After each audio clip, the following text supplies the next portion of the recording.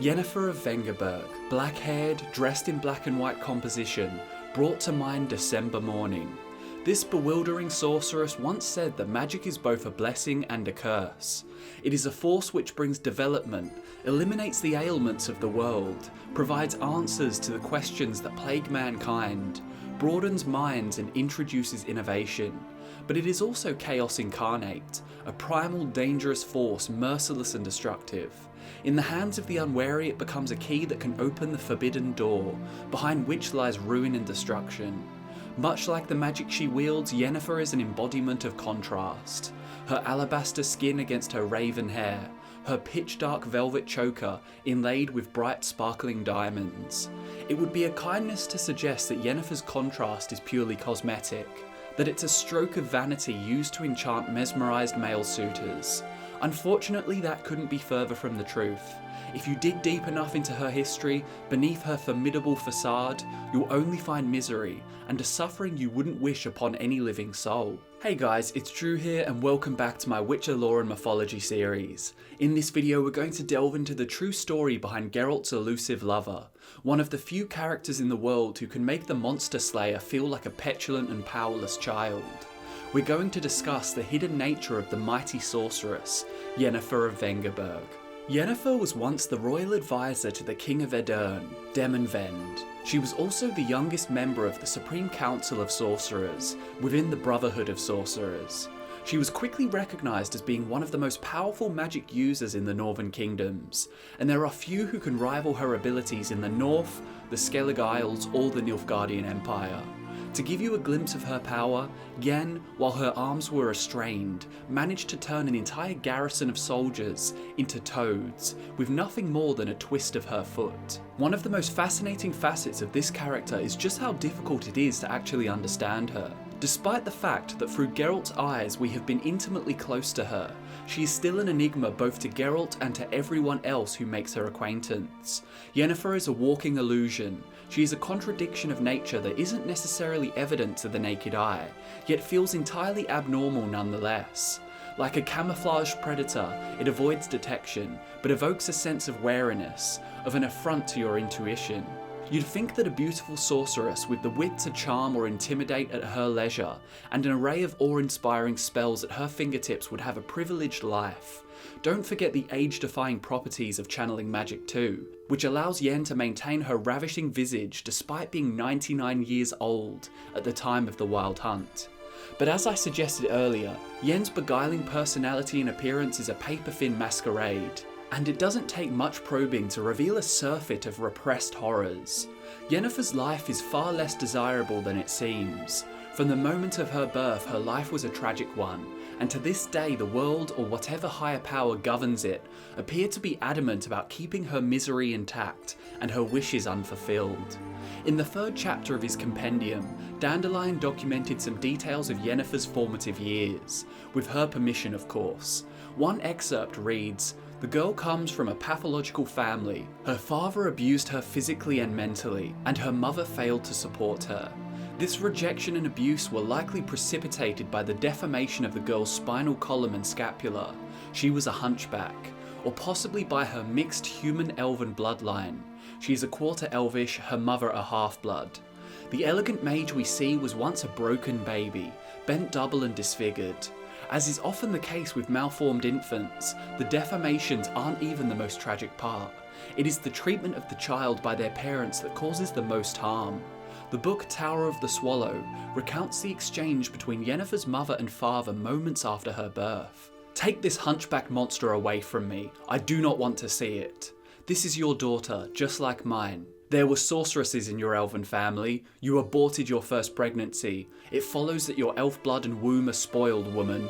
Why do you bring this monster into the world?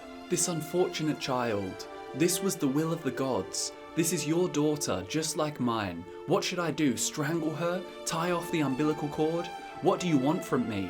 To go into the forest and leave her there?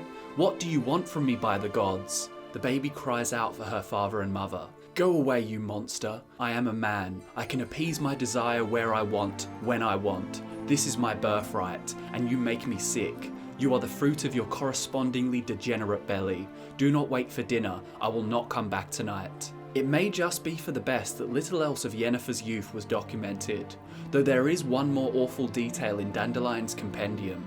It was undoubtedly the lingering effects of these traumatic childhood experiences that drove her to attempt suicide soon after admission to our academy. The girl tried to cut open her forearm veins and ended up inflicting serious tendon damage. It's a chilling contrast, isn't it? The Yennefer portrayed throughout the books and the games has her moments of weakness, but usually she's the very essence of fearlessness and fortitude. The world of The Witcher does an amazing job of making these female sorceresses simultaneously dainty and powerful. We see everything through the perspective of a trained killer, a perfect physical specimen, yet in the company of Yennefer, he is utterly out of his depth. And the tenacious mage in question once upon a time couldn't cope with life and sought an escape. So how did Yennefer go from a hunchback child to the woman we see now? Well, unlike priestesses and druidesses, who unwillingly took ugly or crippled girls, sorcerers took anyone who showed evidence of a predisposition. If the child passed the first years of training, magic entered into the equation. Straightening and evening out the legs, repairing bones which had been badly knitted, patching hair lips, removing scars, birthmarks and pox scars. The young sorceress would become attractive because the prestige of her profession demanded it. The result was pseudo-pretty women with the angry and cold eyes of ugly girls. Girls who couldn't forget that their ugliness had been covered by the mask of magic. Geralt noticed this was the case with Yennefer when first meeting her, and what's more interesting is how his perception of her changes over time, both as a result of his wish from the Djinn, in which he bound his path with hers forever, and simply as a result of his fondness for her flourishing. The fact that we only truly interpret Yen through Geralt's eyes adds to her mystery. What impression would we get if we saw her without his biases? On first impression, Geralt notices an array of faults with her physical appearance, but throughout their time spent together, he notices them less, or he grows fond of those distinctive features. When first becoming acquainted, Geralt has this to say about her. He saw her left shoulder slightly higher than her right, her nose slightly too long, her lips a touch too narrow, her chin receding a little too much, her brows a little too irregular, her eyes. He saw too many details, quite unnecessarily. And then, after his wish fulfilled and their destinies coalesced, how ravishing she is, he thought.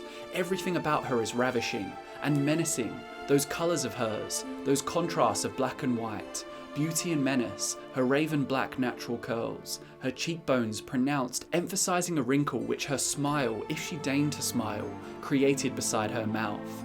Wonderfully narrow and pale beneath her lipstick, her eyebrows wonderfully irregular when she washed off the kohl that outlined them during the day, her nose exquisitely too long, her delicate hands wonderfully nervous, restless and adroit, her waist willowy and slender, emphasised by an excessively tightened belt, slim legs setting in motion the flowing shapes of her black skirt, ravishing. It's quite clear that Yennefer's appearance is the focus of people's appraisal, but I don't think that takes away from her less superficial traits at all. It's simply the case that Yen's beauty is so dissimilar to the traditional definition. Oftentimes something that tries to appear ordinary stands out more than something grossly unordinary. Anyway, enough about her appearance. There's plenty more of Yennefer's tragic life yet to cover, and facetiousness aside, the remaining contrast in her character is by far the most bittersweet. The process of becoming a sorceress is not all sunshine and rainbows. This isn't the land of 1,000 fables, but the real world.